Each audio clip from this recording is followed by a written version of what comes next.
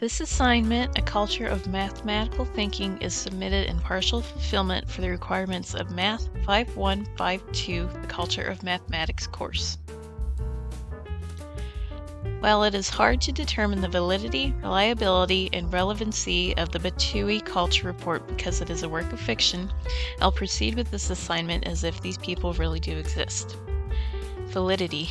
The data was gathered through rigorous methods such as observations, surveys, interviews, and ethnographic study. Reliability. The sample size seems adequate, and it represents the three communities. The research was conducted with objectivity and without bias. The researchers were transparent about their methodologies and limitations. Relevancy. The Batue culture remains in its historical significance, cultural heritage, contribution to diversity, social dynamics, economic importance, civilization, and offerings of addressing contemporary issues. The Batue culture consists of three distinctive groups living on an isolated C-shaped island.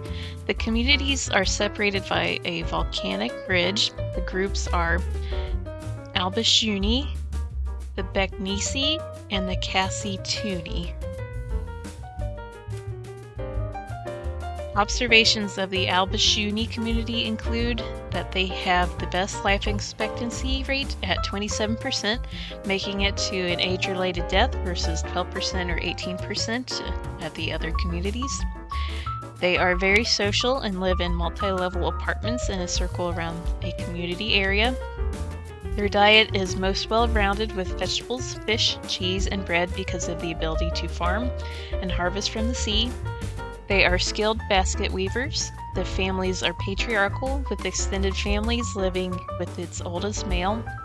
Children are the responsibility of the entire family. Arranged marriages happen between the Beknisi, but rarely with the Cassituni. Apprenticeships are used to learn a trade.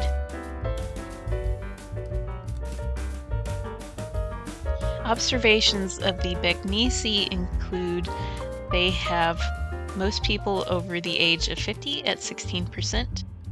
They live in sectional tree houses. They have fertile farmlands but are mostly stewards of the forest. They have an advantage of eating vegetables, 5 different fruits, and the ability to take medicine. Women can make clothing. This community can make boats, buildings, and carve tools. They value design and creativity. The families are matriarchal, with extended families living with its oldest female. Children are the responsibility of the wife and mother. Love matches are encouraged but rarely with the Cassituni. The elders teach the older students to ensure they understand the importance of the community. Observations of the Cassituni community include their life expectancy rate is at 18% for age-related deaths. They are a small community and live in caverns. They are a somber, serious people. They live among the rugged cliff areas. Living on the cliffs is dangerous because of storms, strong winds, and washouts. 37% of their people die from accidental injuries. They eat blue-black birds for meat and eggs. They harvest the sea, and their diet includes rare meats from ocean life. They mine nickel, copper, diamonds, and other metals, so they are considered the wealthiest of all the communities. The oldest husband and wife couple oversees the extended family. The wives teach the youngest children, while the male chief designates a mentor for everyone to learn a specific skill. Though fertile land is limited, why doesn't the Cassituni utilize their land to grow a few vegetables and grains? Why are marriages not encouraged with the Cassituni tribe, since they are seen as wealthy? Have they thought of merging with one of the other two communities? Since the Cassituni tribe is small and does not marry outside of the tribe often, do they fear inbreeding, or do they fear that the tribe will die out? All the communities live in harmony, but have they ever considered going to war with one of the other communities? How do they communicate? Are their languages the same? How does religion or spirituality influence daily life and societal norms within the communities? Do they fear outside influences from explorers or invaders? Are there any historical events or natural disasters that had a significant impact on these cultures? Are there taboos or sensitive topics which should be approached with caution with these cultures? Appalachian culture refers to the unique customs, traditions, and way of life found in the Appalachian region of the United States. Appalachia is made up of 423 counties across 13 states and spans 206,000 square miles from southern New York to northern Mississippi. The region's 26.3 million residents live in parts of Alabama, Georgia, Kentucky, Maryland, Mississippi, New York, North Carolina, Ohio, Pennsylvania, South Carolina, Tennessee, and Virginia, plus all of West Virginia. The Appalachian Mountains are home to a diverse array of people, including descendants of early European settlers and Native American tribes. The Batue culture and Appalachian culture have a strong sense of community and tradition. Families are very tight-knit, with relatives living near one another. Family gatherings and celebrations are important. Both are industrious and they rely on agriculture. They are creative in the arts and crafts. They live in beautiful places.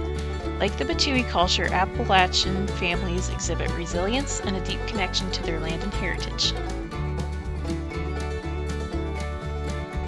The Batue rely on goods or services for their livelihoods. However, Appalachians must rely on currency, and they have the highest poverty rate in the United States.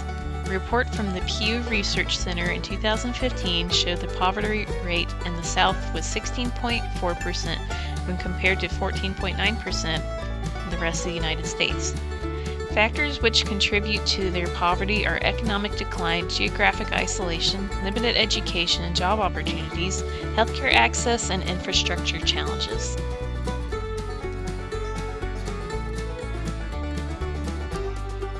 The significance between the two different sized populations can impact the sampling and statistical data gathered.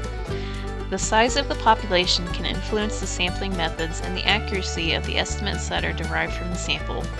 Variability will have a more significant impact on statistics such as mean, proportions, and correlations in smaller populations. However, in larger populations, the variability may be diluted. Smaller populations typically have a larger margin of error because of the sample size. Generalizations about the larger population will depend on factors such as the size and characteristics of the population.